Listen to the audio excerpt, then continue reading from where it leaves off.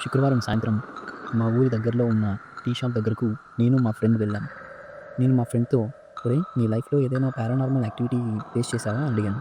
దానికి నా ఫ్రెండ్ "నేను పర్సనల్‌గా ఎప్పుడు ఫేస్ చేయలేదురా. కానీ మా బంధువుల్లో ఒక ఆయన ఫేస్ చేశారంట" అని చెప్పాడు. నాకు కొంచెం ఇంట్రెస్టింగ్‌గా అనిపించి "అవునా? ఏంట్రా ఎక్స్‌పీరియన్స్" అని అడిగాను. అప్పుడు నా ఫ్రెండ్ ఇలా చెప్పాడు. "మా బంధువుల్లో ఒక ఆయన సచివాలయం ఉద్యోగి.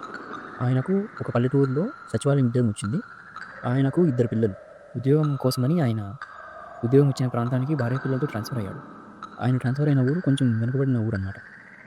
ఆ ఊర్లో వస్తువులేవి పెద్దగా దొరకవు. వారం వారం సంత కూడా పక్కన ఉన్న టౌన్‌లోనే జరుగుతుంది. ఏవైనా వస్తువులు కావాలంటే పక్క ఊరికి వెళ్లి తెచ్చుకోవాలి. సో, ఆయన ఒకసారి ఇంట్లోకి సరుకులు తెద్దామని పక్క ఊరు వెళ్ళాడు. రిటర్న్ రావడానికి లేట్ అవుతుందేమో అని ఒక్కడే వెళ్ళాడనమాట. పిల్లోళ్ళు వస్తానన్నా కూడా వద్దని చెప్పి నైట్ అవుతుందని చెప్పి భార్య దగ్గర పిల్లోడిని వదిలేసి వెళ్ళాడు. ఆయన పక్కన ఉన్న టౌన్‌లో సరుకులు తీసుకొని రిటర్న్ ఇంటికి వస్తాడంట.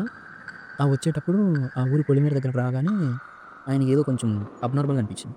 అంటే వాళ్ళ ఊరి పొలిమేర ఎలా ఉంటుందంటే పొలిమేర దగ్గర దట్టమైన చెట్లు, అలాగే పక్కనే శ్మశానం ఉంటుందన్నమాట. సో, అది కొంచెం భయంకరంగా ఉంటుంది. ఆయన సరే అని ఆయన స్కూటీలో వస్తా ఉన్నాడు. వచ్చేటప్పుడు ఆయన పొలిమేర దగ్గరికి చేరుకోగానే ఎవరో వెనకాల వెంబడిస్తున్నట్టు అనిపించింది. ఆయన బండి ఆపి వెనక్కి చూసాడన్నమాట. ఫ్లాష్ ఏసి చూసాడు. ఎవరన్నా ఊరు వాళ్ళు వస్తున్నారేమో లిఫ్ట్ ఇద్దామని. ఎవరు లేరన్నమాట. సరే ఎవరు లేరనుకోని మరి బండి స్టార్ట్ చేసి వెళ్తూ ఉన్నాడు. ఈసారి ఎవరో వెనకాల నుంచి పరిగెత్తుకుంటూ వస్తున్నట్టు అనిపించింది. ఆయన మరి బండి ఆపి మరి ఫ్లాష్ ఆన్ చేసి చూసాడు. ఎవరు కనిపించలేదు. సర్లే ఏదో అడివి జంతువు అయుంటుందని బండి ఇంక ఫాస్ట్‌గా తోలడం స్టార్ట్ చేశాడన్నమాట. సో, పొలిమేర దగ్గరికి రాగానే పక్కనే ఉన్న చెట్టు దగ్గర ఆయనకు ఒక వింతగా ఒక నల్ల ఆకారం కనిపించింది. అది కనిపించగానే ఆయన ఒళ్ళు చల్లబడిపోయింది.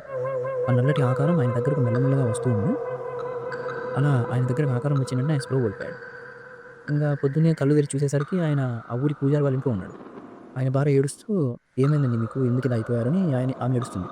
ఆయన పిల్లలు కూడా దగ్గరికి రావడానికి భయపడుతున్నారు.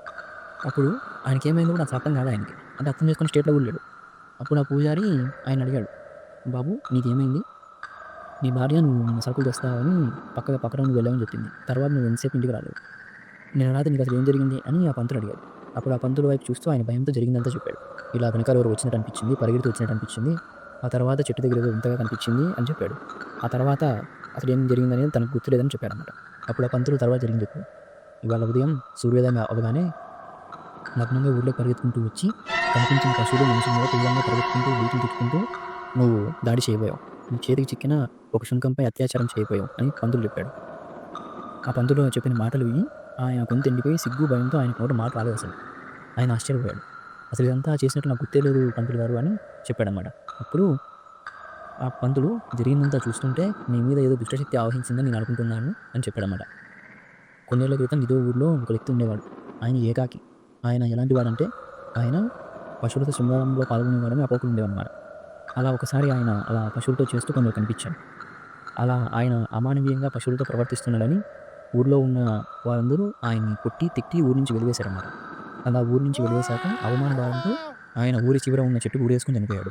అలా చెబుతూ ఆ పంతులు "నీకు ఈ వింతైన ఆకారం ఎక్కడ కనిపించిందని" అడిగాడు. ఆయన ఊరి చివర ఉన్న మర్రి చెట్టు దగ్గర అని చెప్తాడు.